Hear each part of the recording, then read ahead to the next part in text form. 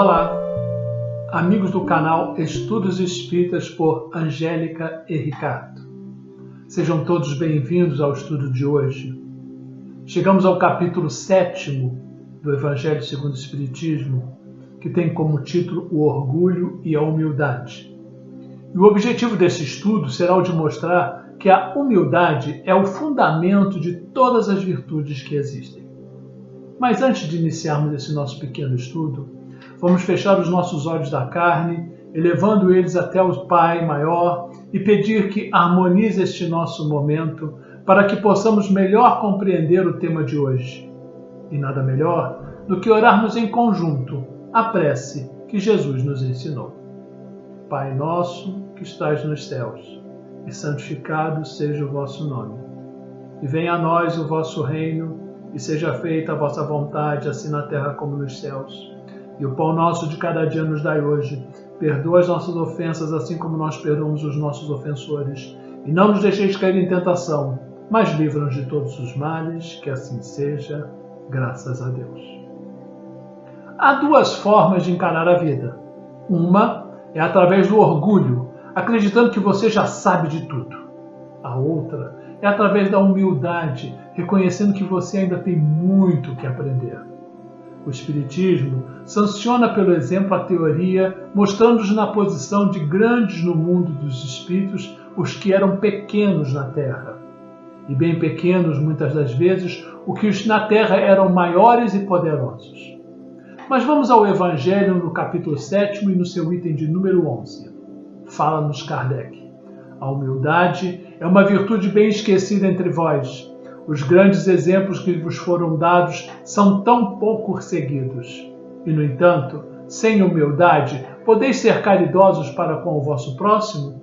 Oh, não, porque esse sentimento nivela os homens, mostra-lhes que são irmãos, que devem ajudar-se mutuamente e os encaminha ao bem. Sem a humildade, enfeitai-vos de virtudes que não possuís, como vestisseis um hábito para ocultar as deformidades do seu corpo. Lembrai-vos daquele que vos salva. Lembrai-vos da sua humildade, que o fez tão grande e o elevou acima de todos os profetas. Terá o Criador feito duas espécies de homens? Tudo o que Deus faz é grande e sábio. Não lhe atribuais nunca as ideias que os vossos cérebros orgulhosos engendraram. Fechou aspas, nos falou Kardec. Os primeiros, ao morrerem, levam consigo aquilo que é a verdadeira grandeza no céu e que não se perde nunca, que são as virtudes. Ao passo que aqueles outros que nós falamos que são grandes aqui e podem ser pequenos lá, tiveram de deixar aqui o que lhes constitui a grandeza terrena e que se não levam para outra vida, que é a riqueza que não levam, os títulos, a glória, a nobreza do sangue do nascimento. Nada mais possuindo senão isso, chegam ao outro mundo privados de tudo, como náufragos que tudo perderam e até as suas próprias roupas. Conservaram apenas o orgulho, que mais humilhante lhes torna a nova posição, porque vêm colocados acima de si e resplandecentes de glória o que aqueles na terra eles espizinhavam. O Espiritismo aponta-nos outra aplicação do mesmo princípio nas encarnações sucessivas, mediante as quais os que numa existência ocuparam as mais elevadas posições descem em existências seguintes às mais ínfimas condições, desde que tenham se dominado pelo orgulho e pela ambição. Não procureis, pois, na terra os primeiros lugares, nem vos colocar acima dos outros, se não quiserdes ser os obrigados a descer. Buscai, ao contrário, o lugar mais humilde e mais modesto, porquanto Deus saberá dar-vos um mais elevado lá no céu, se assim o merecerdes, nos fala o Evangelho. Alguns conceitos importantes para esta aula. Orgulho, sentimento de dignidade pessoal, brio, altivez, conceito elevado ou exagerado de si próprio, amor próprio demasiado, uma soberba. É o sentimento da própria grandeza real existente no íntimo de cada ser, mas transbordado ou desviado do seu verdadeiro curso. Humildade, do latim humilitas, que vem de humilis, que quer dizer pequeno. Uma virtude que conduz o indivíduo à consciência das suas limitações. O termo humildade vem de humus, palavra de origem latina que quer dizer terra fértil, rica em nutrientes e preparada para receber a semente. Assim, uma pessoa humilde está sempre disposta a aprender e a deixar brotar no seu solo fértil de sua alma a boa semente.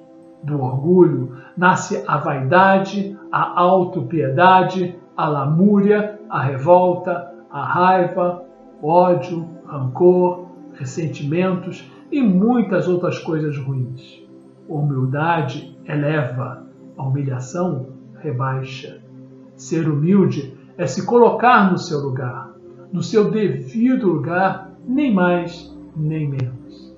Ser humilde não é abaixar-se nem fazer-se pequeno, muito menos sofrer e chorar. É apenas não ser orgulhoso. O orgulho nos impede de ver as nossas próprias falhas. A humildade, pelo contrário, facilita a percepção dessas falhas. Não tem nada a ver com humilhação nem com coitadismo. Então, vamos ver o que é e como funciona esse tal de orgulho.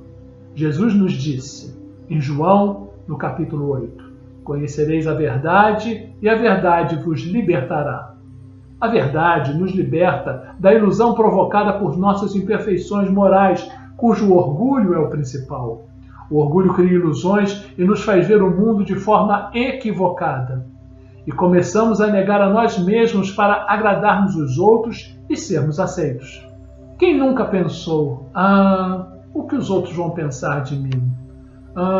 O que vão falar de mim se eu fizer ou fazer ou dizer isso ou aquilo? Essa é a voz do orgulho, de querer ser aceito, de não bancar o esquisito ou o bobo na frente dos outros.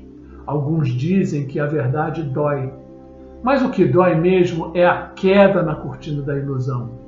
É certo que sem a humildade não enxergamos nenhum dos nossos defeitos e muito menos conseguimos perceber que, bem perto de nós, tem alguém precisando de um ombro amigo.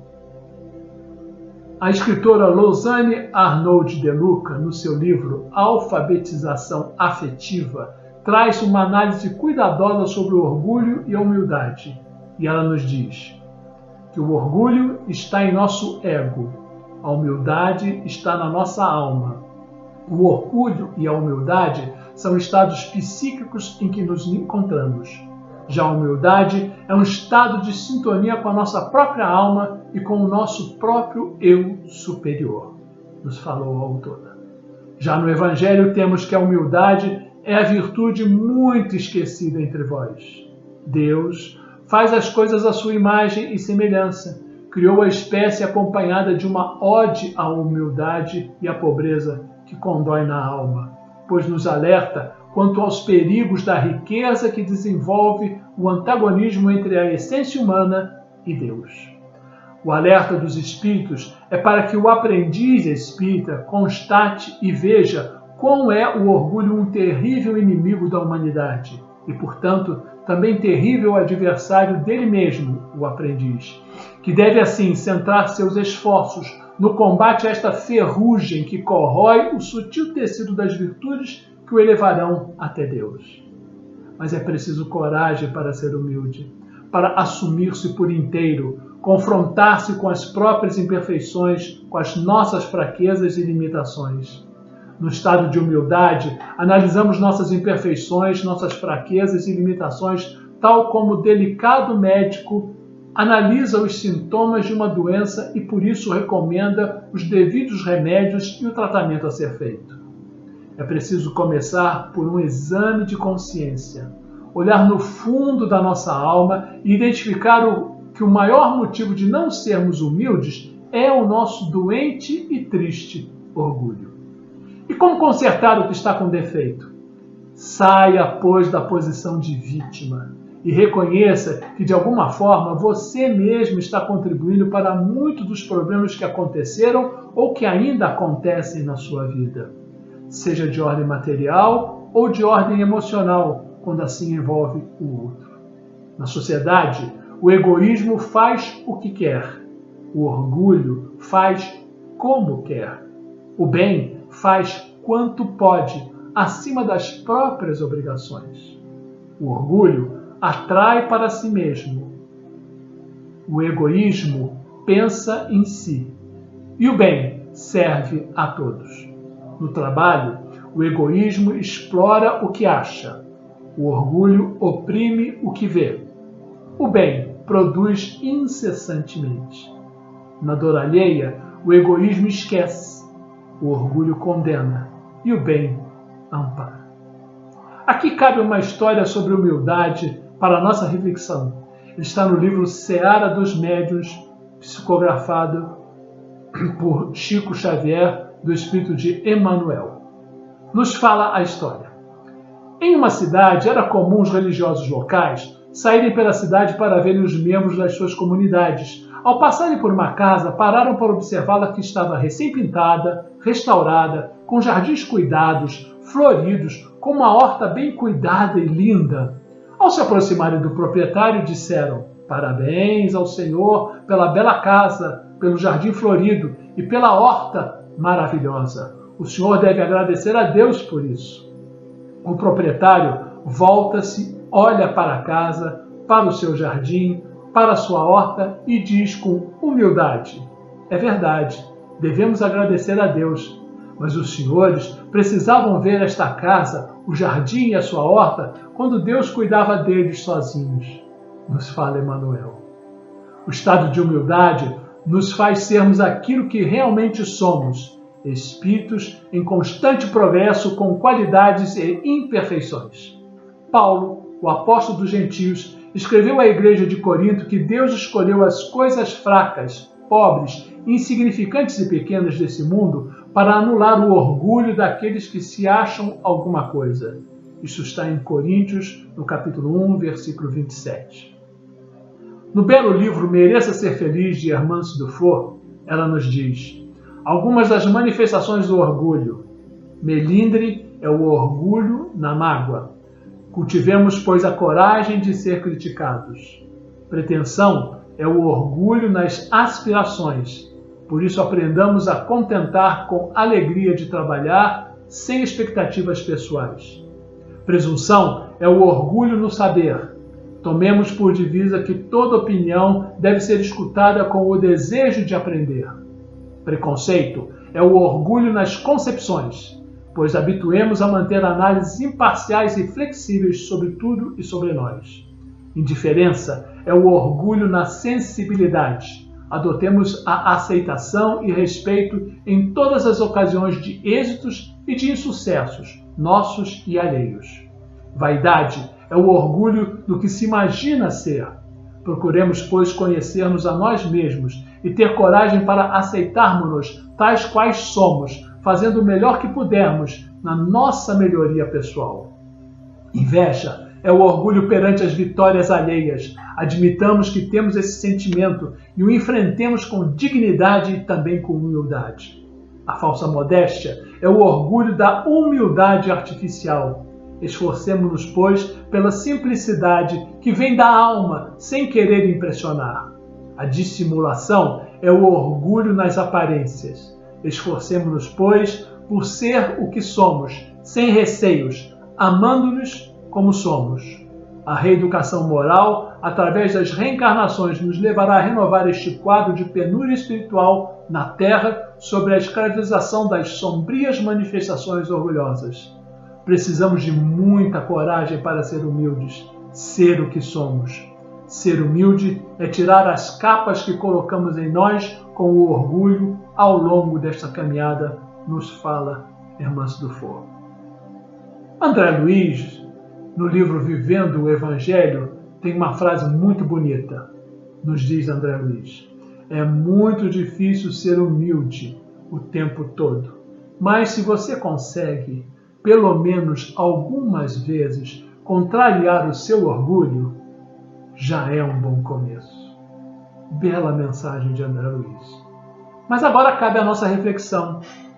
O que faço já que percebi que eu não sou detentor da razão, já que o egoísmo produz o orgulho? Como as instituições humanas são o reflexo das individualidades dos seus componentes, também os organismos sociais estão impregnados dos mesmos males que caracterizam este nosso mundo, tais como vaidade, inveja, ciúme, personalismo. Agora, deixe o orgulho de lado, gerado por nossa vaidade.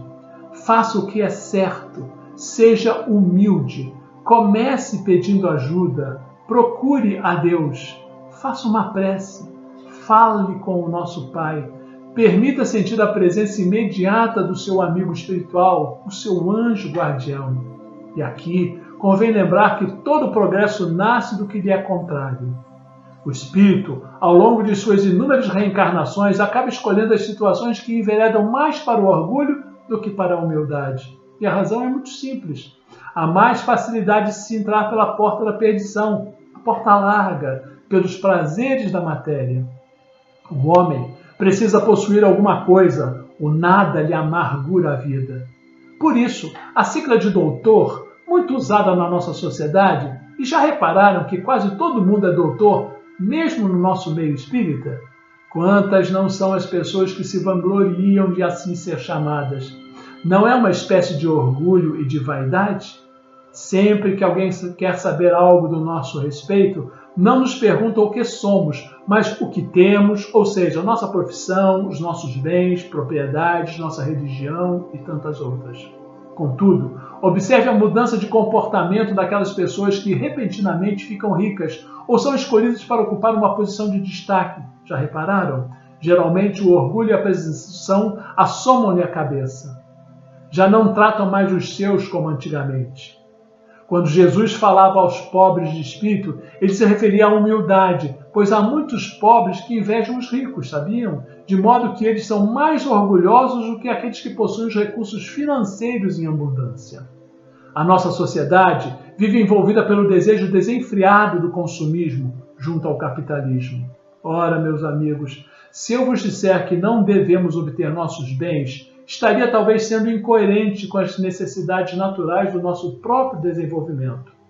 Não estou aqui querendo criar ou destruir dogmas em torno dos nossos anseios pessoais vinculados ao materialismo, mas o Espiritismo nos alerta que o excesso gera cobiça. Cobiça gera conflitos. Conflitos gera desamor. Desamor gera egoísmo. Egoísmo gera o orgulho. E o orgulho nos impossibilita de sermos humildes. Não adianta conhecer profundamente a teologia e as mais altas concepções filosóficas. Se não nos fizermos humildes como as crianças, que são ingênuas e sem preconceitos, como dizia o mestre, não entraremos no reino da verdade. Vejam que Jesus sempre colocou as crianças em suas citações. Há uma advertência dos Espíritos nesse capítulo que merece ser lida. Aspas. Ó rico, enquanto dormes sobre teus tetos dourados, ao abrigo do frio, não sabes que milhares de teus irmãos iguais a ti estão estirados sobre a palha? A essas palavras teu orgulho se revolta, bem eu sei. Consentirás em dar-lhes uma esmola, mas a apertar-lhe a mão fraternamente? Jamais. Que dizes eu, descendente de um sangue nobre? Grande na terra seria igual a esse miserável esfarrapado? Vã utopia de supostos filósofos. A humildade é uma virtude muito esquecida entre os homens, nos fala Kardec. Penso eu que assim o é, por ser um sentimento que justamente com o amor é o resumo de todas as virtudes, isto é, sem o desenvolvimento das demais, ela não cresce e nem se desenvolve. Sem a humildade, enfeitados de virtude que não possuis, como se vestisses um hábito para ocultar as deformidades do seu corpo, já nos falou o Evangelho. Pois é, existem homens e mulheres que à primeira vista nos encantam pela simplicidade. A aparência, a profissão, o cargo que ocupam, enfim, a posição social e econômica. Nas mais das vezes, porém, nada tem a ver com a humildade do seu coração. Outros parecem a doçura em pessoa, humildes no falar. No entanto, se contrariados, mal podem esconder a extrema arrogância e sua prepotência.